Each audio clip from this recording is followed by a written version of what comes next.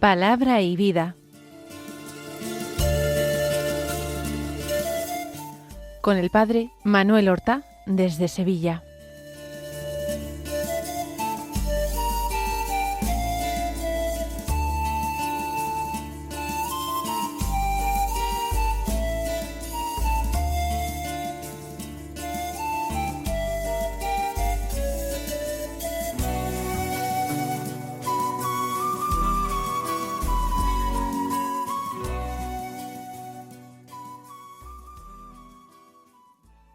En el nombre del Padre, y del Hijo, y del Espíritu Santo. Amén. Alabados sean Jesús y María. Muy buenos días, queridos amigos, oyentes de Radio María y seguidores del programa Palabra y Vida. Hoy es el viernes de la sexta semana de Pascua. Es 30 de mayo, vamos terminando el mes de María, y hoy se celebra la memoria de San Fernando, el rey Fernando III, llamado el Santo, que nació seguramente en la provincia de Zamora en el año 1198, siendo hijo del rey leonés Alfonso IX y de la reina de Castilla doña Berenguela. Él unió ambas coronas, León y Castilla, haciendo un solo reino. Fue un hombre íntegro, padre de familia, profundamente religioso. Consideró un deber, una auténtica cruzada, la conquista a los moros de territorio, y así conquistó Córdoba y Sevilla. Destacó por su caridad intensa, por su celo por las cosas de Dios y por su profunda humildad. Fue primo hermano de otro rey santo, San Luis de Francia. Sus madres, Blanca y Berenguela, eran hermanas. Murió en Sevilla tal día como hoy, 30 de mayo de 1252. Y aunque tuvo un reconocimiento de santidad unánime, sin embargo no fue canonizado hasta el año 1671 a petición del rey de España, que lo solicitó así de la Santa Sede. La liturgia de la palabra de la misa de hoy nos ofrece en primer lugar el Santo Evangelio según San Juan, capítulo 16, versículo 20 al 23, que dicen así: En aquel tiempo dijo Jesús a sus discípulos: Os aseguro que lloraréis y os lamentaréis vosotros, mientras el mundo estará alegre. Vosotros estaréis tristes, pero vuestra tristeza se convertirá en alegría.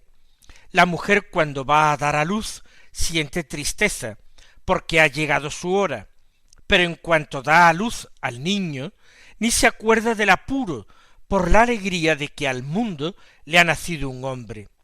También vosotros ahora sentís tristeza, pero volveré a veros, y se alegrará vuestro corazón, y nadie os quitará vuestra alegría. Ese día no me preguntaréis nada. Jesús está consolando a sus discípulos antes de que su tristeza se haga abrumadora con los acontecimientos del prendimiento y de la huida que ellos mismos protagonizarían aquella misma noche. Ahora, en el tiempo presente, para los discípulos va a haber llantos y lamentos. En el mundo, en cambio, alegría. ¿Por qué? Porque aparentemente el mundo ha triunfado de Dios, condenando a muerte a Cristo, ejecutándolo en la cruz, torturándolo. Se han cumplido aquellas previsiones de los salmistas, en las que los malvados se frotaban las manos, o en la profecía de Isaías sobre el siervo de Yahvé. Torturemos al justo, acabemos con él. Él dice que Dios es su Padre y se fía de él. Vamos a probarlo, a ver en qué acaba esa confianza. Esto va a ocurrir exactamente con Jesús, y los enemigos de Jesús se van a frotar las manos, y triunfantes al pie de la cruz van a hacer escarnio del Señor, mientras que los amigos de Jesús, sus apóstoles y todos sus discípulos llorarán y se lamentarán. Esto sigue ocurriendo hoy en día. Parece que los malvados triunfan, que los malvados se imponen, que ellos son los grandes triunfadores de este mundo, mientras que los cristianos se ven sometidos a vejaciones, a persecución, a muerte. Los cristianos quieren ser expulsados de la vida pública, como si no tuvieran nada que decir a la sociedad y el mundo actual. Los cristianos son, en el más suave de los casos, ridiculizados o burlados o desprestigiados. Hay un respeto para todos, menos para aquel que profesa la fe en Cristo. El mundo estará alegre, vosotros lloraréis y os lamentaréis. Pero, y aquí está la esperanza, vuestra tristeza se convertirá en alegría. Y el Señor pone la comparación de la mujer encinta que siente dolores, angustia, mientras se acerca el momento de dar a luz. Pero cuando ya lo ha hecho, ya no se acuerda de su apuro anterior, y todo es alegría. También dice Jesús, ahora hay tristeza, pero yo cuando vuelva a veros se alegrará vuestro corazón, y esa alegría vuestra nadie os la quitará, y entonces no tendréis necesidad siquiera de preguntarme nada, porque lo entenderéis todo.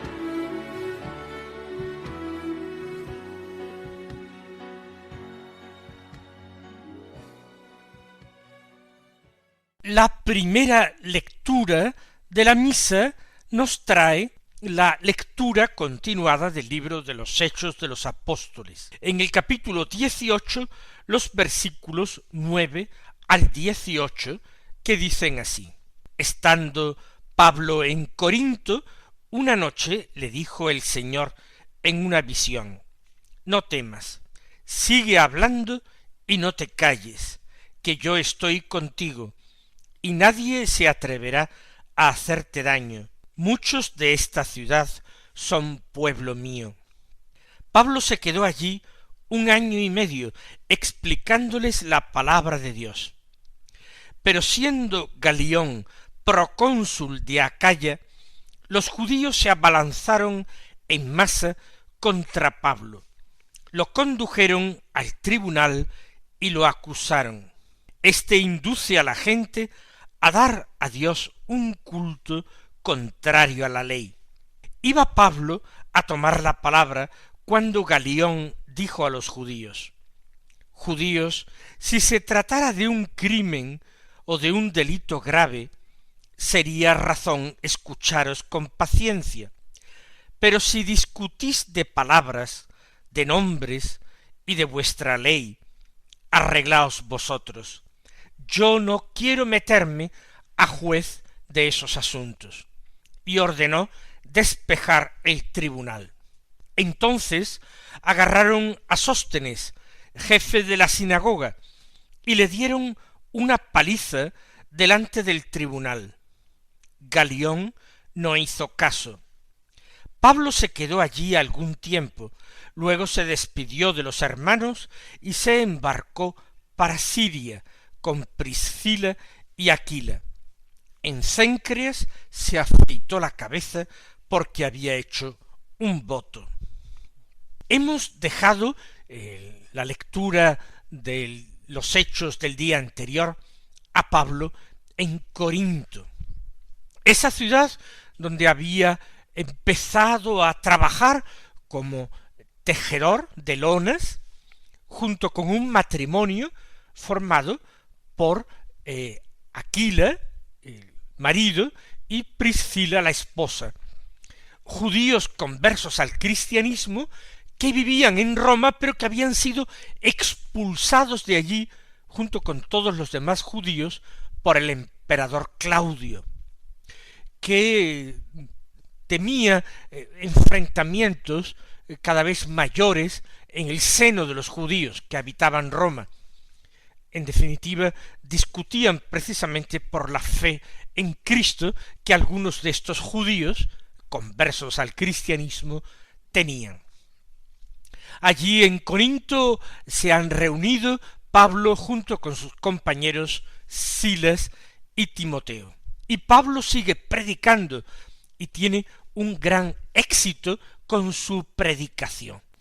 Eso suscitaría inmediatamente en envidias, enemigos, adversarios. De algo de esto se va a hablar en este texto de hoy. En primer lugar, se habla de una revelación que Pablo tiene de noche. Es una visión del Señor. No sabemos si en sueños o durante la vigilia, pero el Señor le dice: no temas. No temas, y sigue hablando: no te calles, que yo estoy contigo. Son palabras que inmediatamente recuerdan a los mensajes del Señor a otros personajes. No temáis es lo que Jesús ha dicho a sus discípulos en muchas ocasiones, no sólo cuando se apareció resucitado, cuando caminó sobre las aguas y fue hacia ellos en el lago de Genesaret. Les dijo también: no temáis, soy yo. Y sigue hablando: no te calles, que yo estoy contigo. Estas palabras también se dicen a algunos profetas del Antiguo Testamento por parte de Dios. Yo estoy contigo. Adelante. Y le añade: nadie se atreverá a hacerte daño, porque muchos de esta ciudad son pueblo mío. Todo tiene un gran gusto bíblico, estas palabras del Señor. Pueblo mío. Así es como el Señor define a aquellos que van a recibir la fe por mediación de Pablo. Incluso antes de que la fe se les anuncie y por tanto antes de que pudieran haberla aceptado, ya son pueblo mío, ya están predestinados por Dios, por el Padre, a ser discípulos de su Hijo.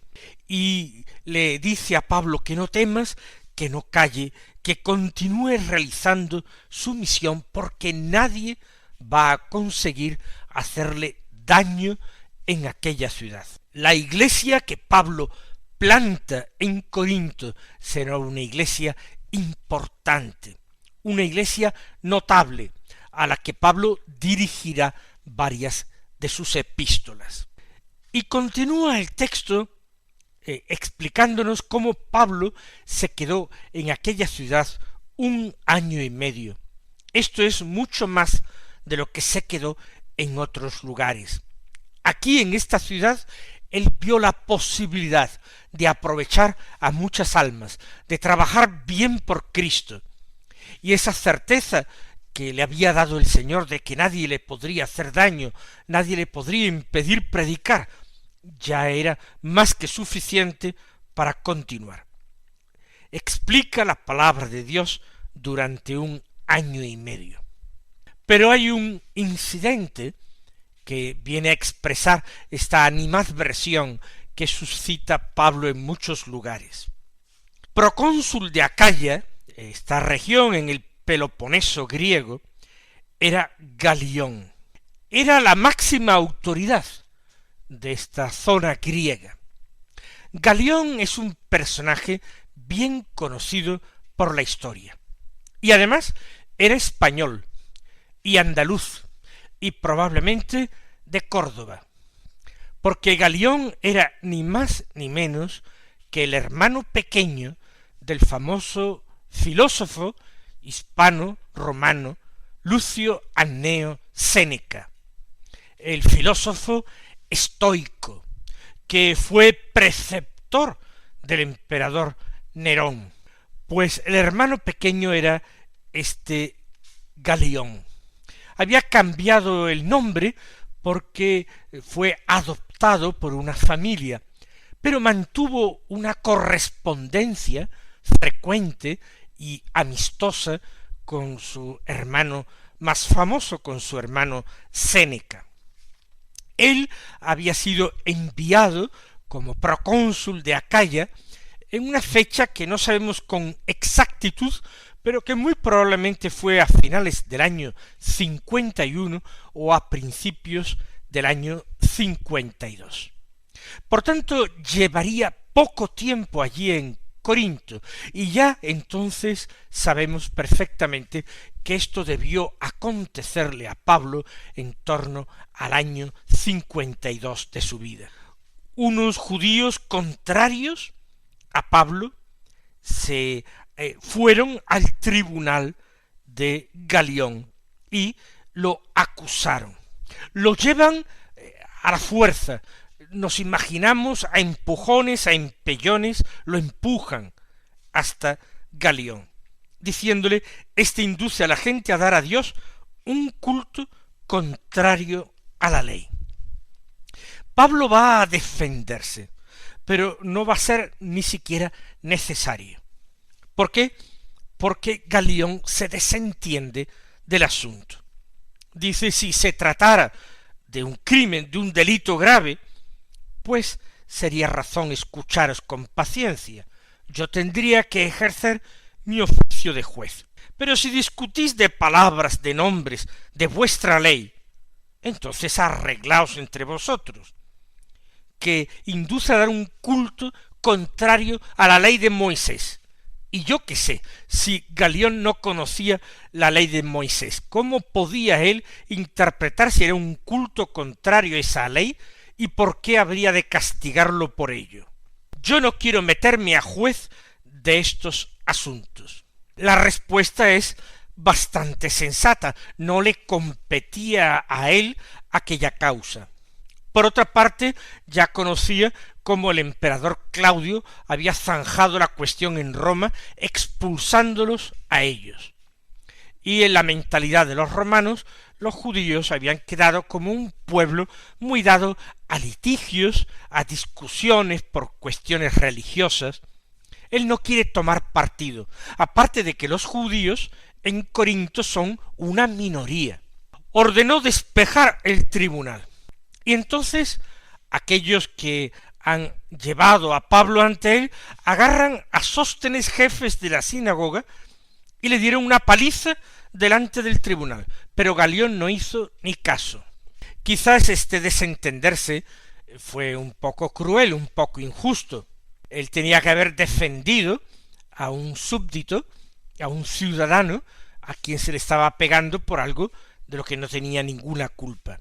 Llama la atención porque en el texto de los Hechos que leíamos ayer se hablaba de un tal Crispo como jefe de la sinagoga.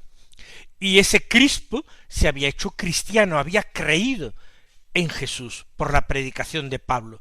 Ahora se habla de Sóstenes como jefe de la sinagoga y además le dan una paliza. Si le dan una paliza es porque él mismo se habría puesto también a favor de Pablo en el sentido de haber creído en Jesucristo. No sabemos si a ese Crispo lo había sucedido Sóstenes, si se trata del mismo personaje, esto me parece menos probable. Lo que sí es curioso es que en la primera epístola a los Corintios, que escribe Pablo, él la encabeza diciendo Pablo y Sóstenes, mi hermano, a los corintios, a los que viven en Corinto y que han sido santificados por Jesucristo. Posiblemente este Sóstenes, a quien él asocia en la carta que escribe a los corintios, es este antiguo jefe de sinagoga cristiano, a quien le han pegado una paliza ante Galión, que ni se inmuta. Pablo, sin embargo, parece que queda libre y se queda allí todavía algún tiempo en Corinto predicando. Y después, cuando lo consideró oportuno, cuando el Señor lo llamaba a otro lugar, se despidió de los hermanos y se embarcó para Siria, esta vez en compañía de aquel matrimonio amigo de Priscila y Aquila. Y en Cencreas, afirma el libro de los Hechos, se afeitó la cabeza porque había hecho un voto. Este voto indudablemente era el voto de nazireato o de nazir, por el que la persona durante un tiempo prometido se abstenía de cortarse el pelo, de beber vino o licores, cualquier bebida fermentada. Parece que Pablo lo había hecho, y aquí en Cencreas era el puerto oriental de Corinto, da por terminado el tiempo de su nazireato y se corta el pelo, se afeita la cabeza. Nosotros, ¿qué sacamos de este texto que puede alimentar nuestra propia oración? En primer lugar, la escucha atenta de Pablo al Señor. Un Señor que está siempre con él, que le dirige la palabra en sueños o despierto, que le dice no temas, que le dice continúa hablando y predicando y dando testimonio. Pablo que es fiel, que es obediente. Y Pablo tiene que vivir en medio de tribulaciones. No solamente soporta él la persecución, sino que tiene que sentir su corazón desgarrado cuando ve que por su culpa o por causa suya otras personas sufren. Pensamos en esa paliza que recibió Sóstenes, el jefe de la sinagoga. A veces nosotros no podemos evitar que otras personas que nos quieren, nos apoyan o nos ayudan, sufran por causa de nuestra, no por nuestra culpa, pero sí por nuestra causa. Le ofrecemos al Señor ese sufrimiento con la certeza de que el Señor sabrá recompensarlo, esperando la llegada de ese momento jubiloso, esperando sin perder nunca la confianza en la palabra del Señor. Mis queridos hermanos, yo os deseo un feliz día, un santo día. Que el Señor os colme de bendiciones y hasta mañana, si Dios quiere.